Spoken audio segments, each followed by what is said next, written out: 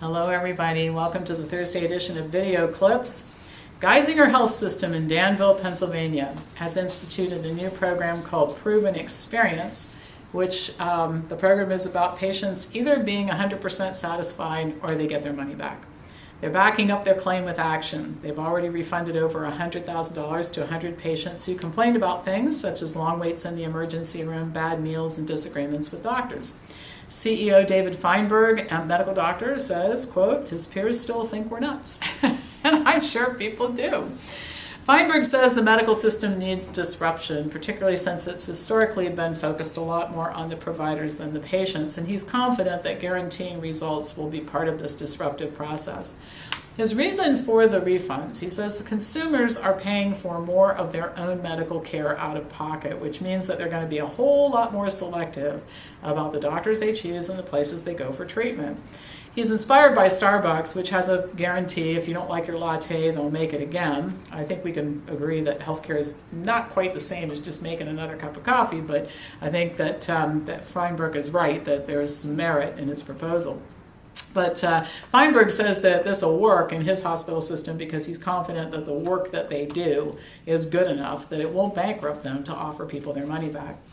The system was originally tested on patients who had spinal surgery. Unhappy patients logged into an app, they filed their complaint, and then they were asked how much of their money they wanted back. Requests were processed within 3 to 5 days. So last November, the program was expanded to cover everybody, which includes 12 hospitals, 2 research centers, 30,000 employees, 1,600 physicians, and a health plan that covers 510,000 people. Physicians in the system have always been trained to deliver patient-driven service, but they were given additional training in how to actually bring up the discussion of perhaps asking for a refund. The main complaints have been waits that were too long in the ER, lack of communication with staff, dissatisfaction with the choice of care, noise, bad meals, and charges and copays. Staff is authorized to hand out things like transportation and meal vouchers without any approval to anybody who complains. If patients complain about a doctor, the complaint is taken directly to the doctor. And interestingly enough, the patients never really ask for a full refund. Now, some doctors in the system are not enamored with it because they report that there have been a big flood of complaints, but they acknowledge that the results, that the complaining process and the refunding process results in things being brought to the attention of doctors and other staff members so that they can improve the service that they're delivering. Well, as expected, some of the claims are frivolous. One patient filed for a refund on something that happened 22 years ago, and another one wanted a refund for something that hadn't even happened yet. You're always going to have a few lunatic fringe. We even have them here. That's pretty common, I think. But Feinberg is convinced that this is the right thing to do, and he sees the guarantee as one way to address litigious patients a little bit more proactively. He says you don't have to admit any error, but the hospital acknowledges the patient's perspective and apologizes, making the person less likely to pursue the matter in court. People who feel listened to usually don't file suit. And by the way, Malcolm Gladwell, who I think writes some great books about sociological issues, etc., in his book, Blink, he has quite a bit of data to back up what Feinberg is saying, that patients who are happy and treated well don't sue doctors even when they make a mistake, and they sue doctors they don't like even when they didn't make a mistake. So I think Feinberg is right about that. So will others adopt it? Well, I looked at the internet chatter and the comments about it, and so far it's actually pretty negative. But Feinberg thinks that he can prove, and his hospital system can prove over time, that it's worthwhile and beneficial. He says maybe in a few years, everybody will be doing it. It'll just be considered normal. It certainly is considered normal in almost any other field. I'd like to see medicine join with the rest of commerce and deliver services based on the same rules. All right, so let's talk about sleep apnea. I get a lot of requests for this, so I decided to just sit down and I wrote a pretty well-referenced paper on this, which you can access, by the way, in the Health Briefs online library. These are posted within a day or so after these video clips occur or are broadcast. All right, sleep apnea is a condition in which there are pauses in breathing or shallow breaths while sleeping. Pauses can last for a few seconds or even longer. They can occur a dozen times an hour.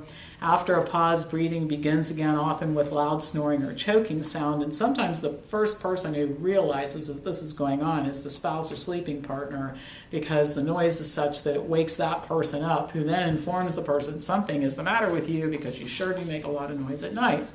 Sleep apnea interferes with sleep because it causes the affected person to move from deep sleep to a lighter sleep state, which means that the person gets less rest overall, and it's the leading cause of daytime sleepiness in adults. And people who suffer with it will often say, I'm more tired when I get up in the morning than I am when I go to bed at night. The most common type of sleep apnea is obstructive sleep apnea, which involves collapsing or blockage of the airway when the throat muscles relax during sleep. It's more common in overweight people. On the other hand, central sleep apnea occurs when the brain doesn't send the right signals to the muscles that control breathing. There's a 40% prevalence rate of sleep apnea in overweight men, which increases to between 40 and 90% in obese men with a BMI greater than 40. The reason is that fat deposits around the airways can obstruct breathing, and then fat in the chest and the abdomen can push on the diaphragm, inhibiting actual expansion of the lungs. Other causes include being born with a throat that's more narrow, swollen tonsils and adenoids, particularly in children. Men are more likely than women to have sleep apnea, as are smokers and those who drink alcohol or take sedatives or other drugs that can relax the throat muscles. Allergies, congestion, nasal obstruction, polyps, a deviated septum, and chronic sinus infections can also cause obstructive sleep apnea. Older adults are much more likely to develop central sleep apnea, as are people with congestive heart failure and those who have had a stroke. Narcotic and opioid drugs often can increase the risk too. People with sleep apnea should do something about it because they're more likely to have accidents, to develop high blood pressure, to become diabetic, and to develop coronary artery disease. Now, for things to do about it, for people who have mild sleep apnea, mouth guards are often recommended. What they do is they move the jawbone forward, keeps the tongue from collapsing into the back of the throat, keeps the airway open. The devices are custom made for each person, and they have been proven to reduce apnea and daytime sleepiness. The most common prescribed treatment is a continuous positive airway pressure machine, or CPAP. It works through a mask placed over the nose, and it uses pressure slightly greater than the normal air in the bedroom in order to keep the airways open, and then that prevents apnea and snoring. A lot of people, even though it works, don't like the CPAP machine because of side effects like nasal congestion, skin irritation, and dry mouth.